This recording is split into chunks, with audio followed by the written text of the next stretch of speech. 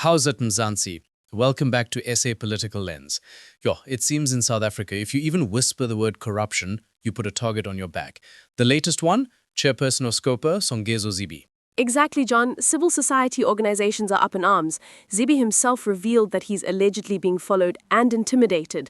That's hectic. The man's literally just doing his job, keeping government spending in check. And here's the crazy part. This isn't even new. Anyone who touches suspicious tenders, dodgy contracts, or alleged corruption, suddenly they're harassed, threatened, or even worse. It's becoming a norm, like, welcome to South African politics, here's your intimidation package. It's actually scary, and people like Naledi Kwali from Defend Our Democracy are saying exactly that. Civil society's warning, if we don't protect whistleblowers, oversight chairs, and activists, corruption wins. Here's what she had to say. And of course, this also brings concern, whether it's proven true or not later on, etc. It just makes whistleblowers fear, telling the truth even more.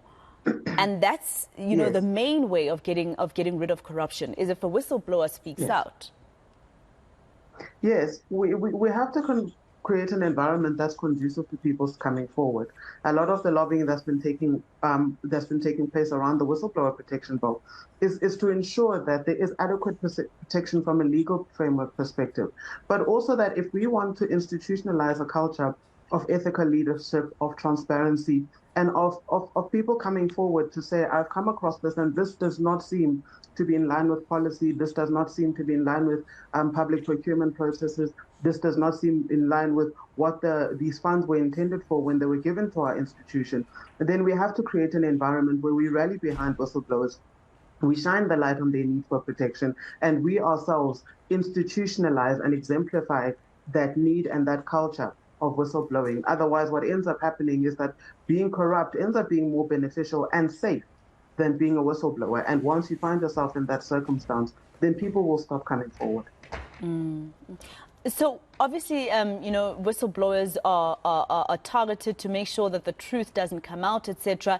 And the truth not coming out means that our quest for accountability is then, something that we cannot get.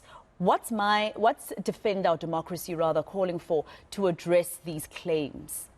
How do we prove them true or not true and get to the bottom of who's doing it or allegedly doing it? Firstly, I think we believe that the Hawks need to be investigating this matter. They need to get an understanding of the extent of the threat, where they are coming from, and what they aim to do. I mean, we can reasonably infer what they intend to do, but they need to be investigated and people brought to book.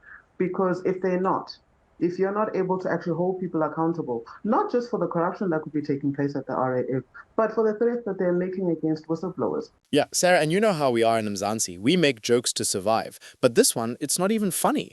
If the SCOPA chair isn't safe, then who is?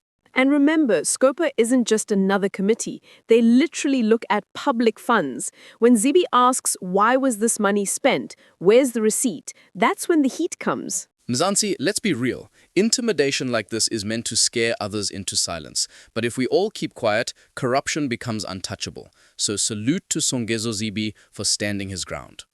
The fight is real, but like we always say on the show, nothing stays hidden forever.